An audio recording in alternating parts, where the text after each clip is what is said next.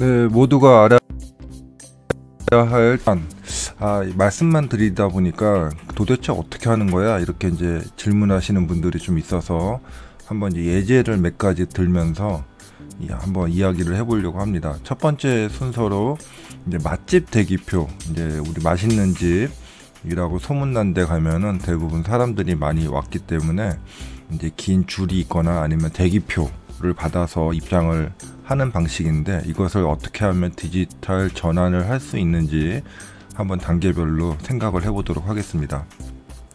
저는 디지털 변화 관리를 하고 있는 조코디라고 하고요. 기업이나 회사 또는 학교에서 구글 워크스페이스와 같은 디지털 도구를 이용해서 디지털 전환을 하는데 코디네이터로 도와드리고 있습니다. 재택근무 바이블은 여러분이 구글 워크스페이스를 이용하시는데 인사이트를 드릴 수 있는 책이라 추천드리겠습니다. 자, 일단 이제 요즘에 매스컴이 하도 발달을 하다 보니 어디가 맛있다라는 소문만 나면은 새벽부터 저렇게 긴 줄이 보통 서게 됩니다. 갑자기 너무 많은 사람들이 몰리게 되는 거죠.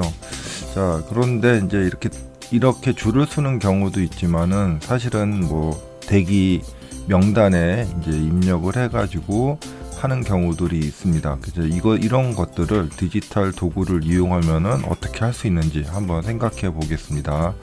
자, 보통은 이제 프로세스를 한번 분석을 해보면은 일단 맛집 방문을 해서 당연히 자리가 있으면은 들어가서 식사하고 나오면은 끝입니다. 이런 거는 사실 프로세스라고 얘기하기는 어렵지만은 갔더니 일단 자리가 모두 다 찼고 앉을 자리가 없다, 이럴 때부터 프로세스가 이제 시작이 되는 거죠. 자, 첫 번째로 많이 하는 방식은 가게 앞에 저렇게 이제 이름하고 인원수를 쭉 순서대로 작성을 하는 경우가 있고요. 또 하나는 저렇게 대기 순번, 번호표도 있고 아니면 자체 제작한 저런 번호표를 나눠주고 그 순번대로 호출을 해서 하는 경우들이 있을 것입니다.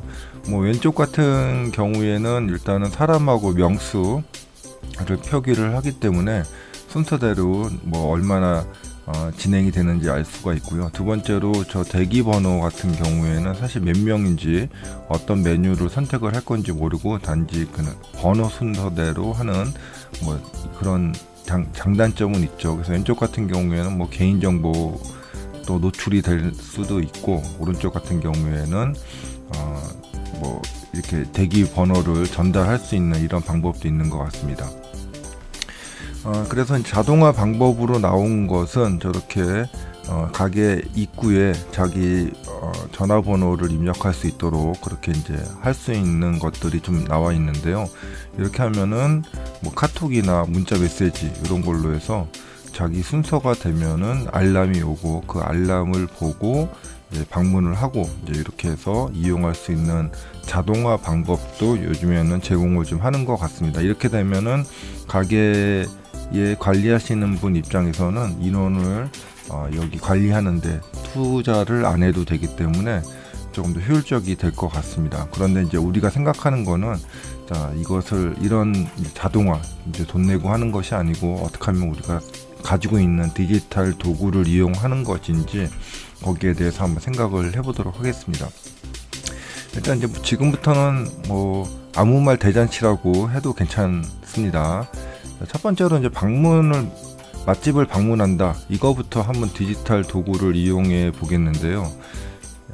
우리가 맛집 전화해서 물어보지 않는 한 지금 얼마나 기다려야 되는지 알 수가 없습니다. 그래서 맛집의 인스타그램이나 아니면 홈페이지나 여러 가지 방법으로 일단은 고객들이 얼마나 기다려야 되는지, 혼잡도, CCTV, 예상 대기 시간 이런 걸 알려주면은 조금 더 지금 가면은 어차피 기다리니까 우리 좀 이따 가자, 아니면은 언제 가자, 이런 식으로 이제 손님 입장에서도 괜히 가서 기다리지 않아도 되니까 만족도가 올라갈 것 같습니다. 그래서 이런 거에 대한 것들도 서비스로 제공을 해주면은 좋을 것 같고요.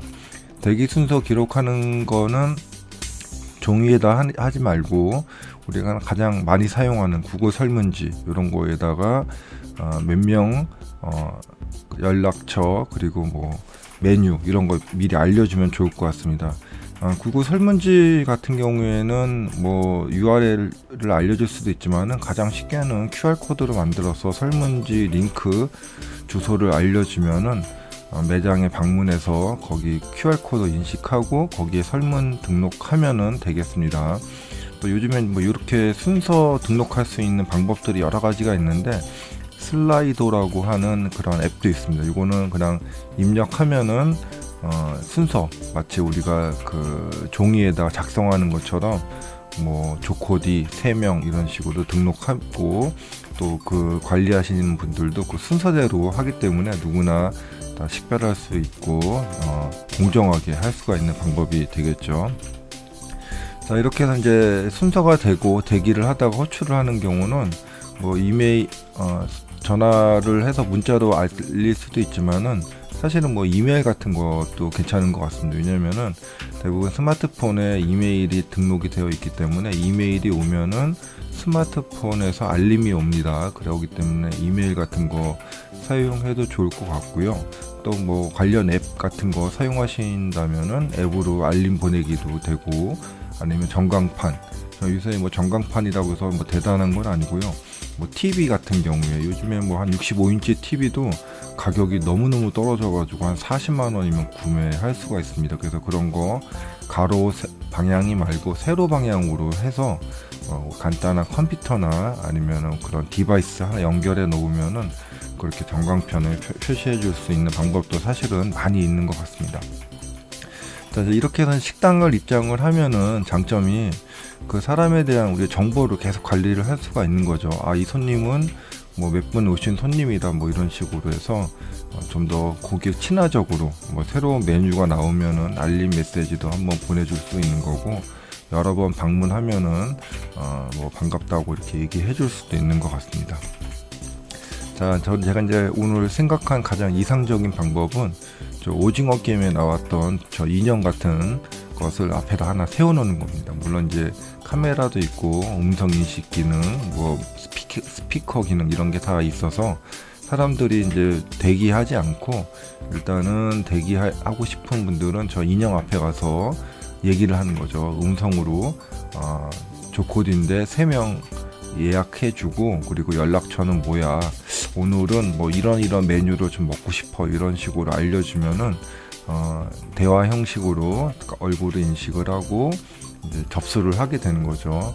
좌석이 이제 생기면은 이제 음성으로 알려주면 됩니다. 뭐 누구 손님 어서 오세요라고 얘기해 줄 수도 있지만, 사실 이제 접수해서 인식했던 그런 번호나 아니면은 이메일 같은 걸로 해줘도 되고요. 어차피 뭐 자주 오시는 손님이라고 하면은 단골을 식별을 해서 가지고 있는 연락처로 연락을 해주면 될 것 같습니다. 뭐 추천 메뉴도 한번 해주면 좋겠죠. 뭐 먼저 번에는 뭐 파스타를 드셨는데 이번에 우리가 뭐 뭐뭐를 출시를 했는데 이런 거 어떠세요라고 한번 얘기를 해주는 것도 좋을 것 같습니다.